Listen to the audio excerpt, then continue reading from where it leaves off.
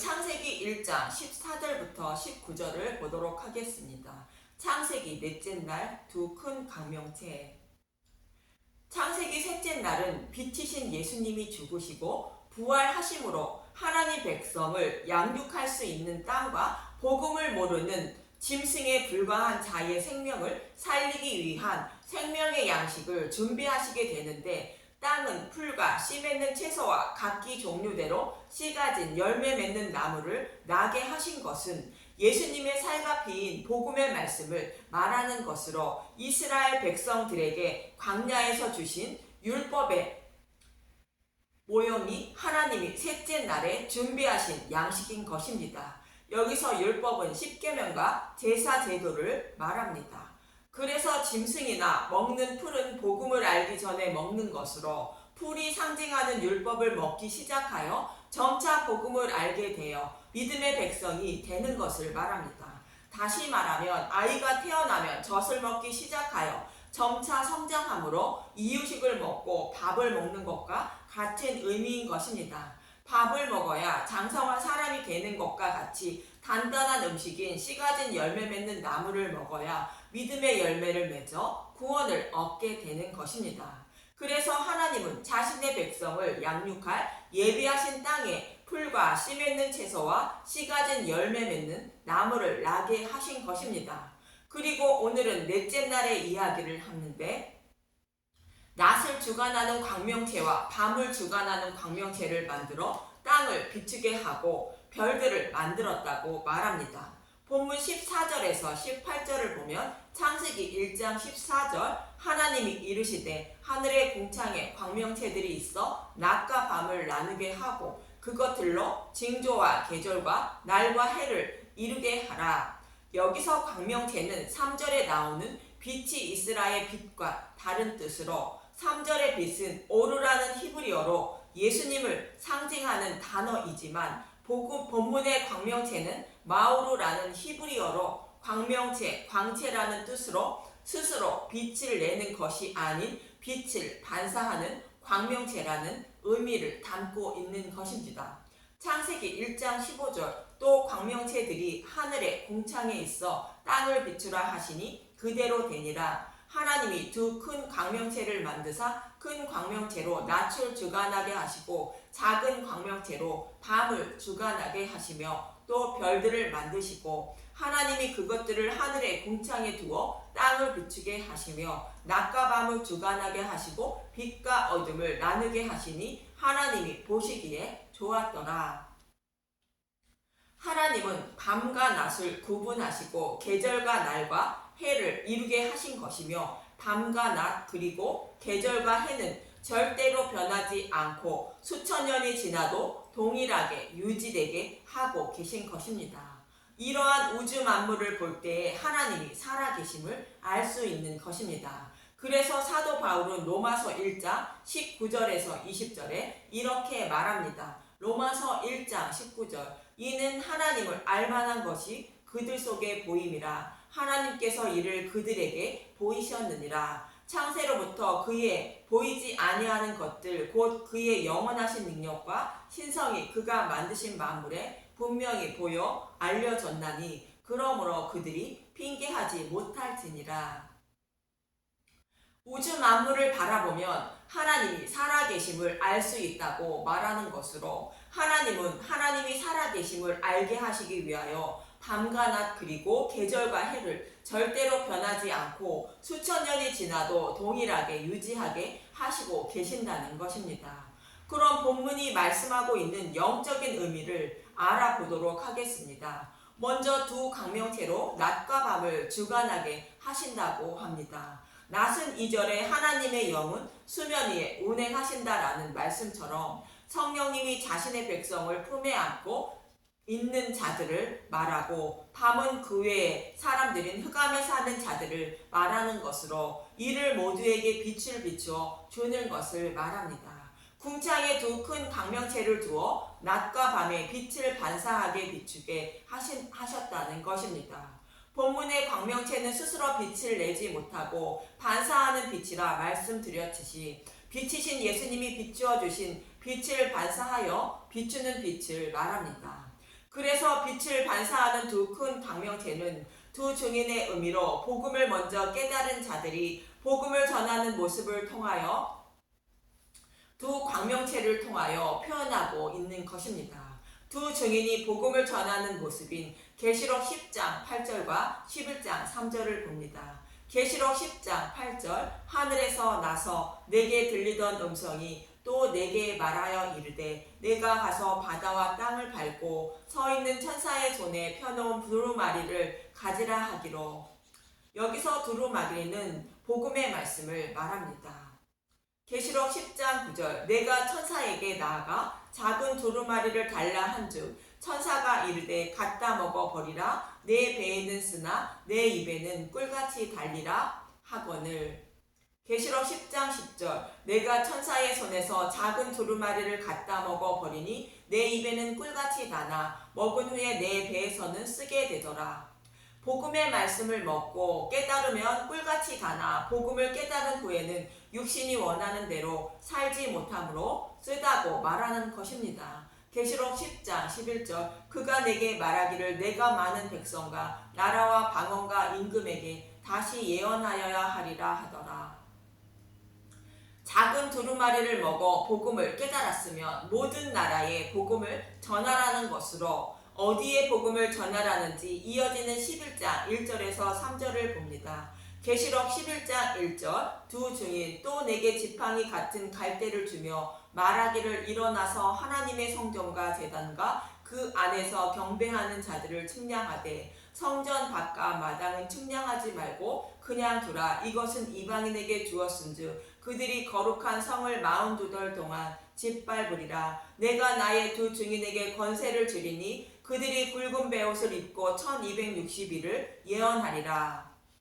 작은 두루마리를 먹고 복음을 깨달은 두 증인이 어디에 복음을 전해야 하는지 그 영역을 말해주기 위하여 측량하라는 것으로 성전 안쪽에 있는 자들에게 보내지 말고 복음을 깨닫지 못한 흑암에 사는 자들에게 두 증인을 보내라는 뜻입니다. 성전 바깥 마당은 성전 안에 들어오지 못한 자로 복음을 깨닫지 못한 자들이 살아가는 곳을 말합니다. 그들은 이방인에게 내어주어 42달 동안 짓밟게 하신다는 것으로 그들에게 두 증인을 보내어 1260일인 42달 동안 복음을 전하게 하신다는 것입니다.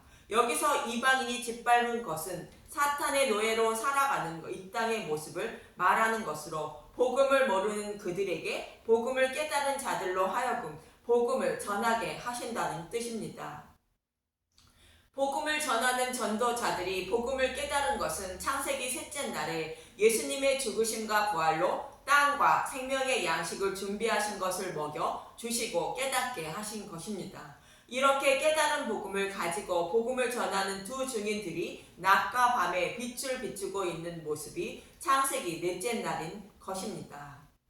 여기서 창세전에 택한 성령님이 품에 안고 있는 자들에게 복음을 전하여 구원하시는 모습이 큰 광명체로 낮을 주관하게 하시는 모습입니다. 작은 광명체로 밤을 주관하게 하시는 것은 흑암에 사는 자들에게 복음을 전하는 모습으로 그들이 회개하지 않지만 심판을 받을 때에 할 말이 없게 하시기 위한 것입니다.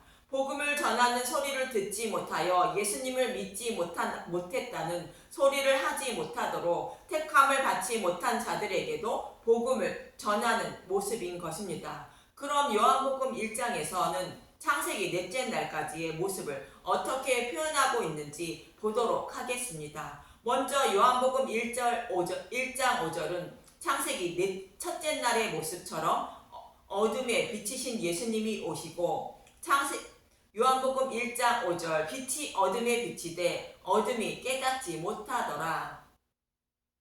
그리고 창세기 둘째 날의 모습처럼 요한복음 1장 29절에서 31절을 보면 예수님이 물로 세례를 받으시는데 이튿날 하며 시작합니다. 요한복음 1장 29절 하나님의 어린 양을 보라. 이튿날 요한이 예수께서 자기에게 나오심을 보고 이르되 보라 세상대를 지고 가는 하나님의 어린 양이로다. 내가 전에 말하기를 내 뒤에 오는 사람이 있는데 나보다 앞선 것은 그가 나보다 먼저 계심이라 한 것이 이 사람을 가리킴이라. 나도 그를 알지 못하였으나 내가 와서 물로 세례를 베푸는 것은 그를 이스라엘에 나타내려 함이라 하니라.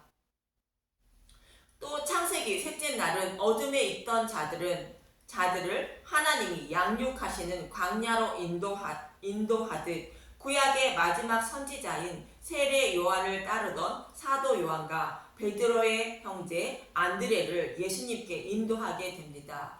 요한복음 1장 35절에서 40절을 보면 또 이튿날 하며 시작합니다. 요한복음 1장 35절 요한의 두 제자 또 이튿날 요한이 자기 제자 중 두 사람과 함께 섰다가 예수께서 거니심을 보고 말하되 보라 하나님의 어린 양이로다. 두 제자가 그의 말을 듣고 예수를 따르거늘 예수께서 돌이켜 그 따르는 것을 보시고 물어 이르시되 무엇을 구하느냐 이르되 랍비여 어디 계시오니까 하니 랍비는 번역하면 선생이라. 예수께서 이르시되 와서 보라. 그러므로 그들이 가서 계신 데를 보고 그날 함께 거하니 10대가 10시쯤 되었더라.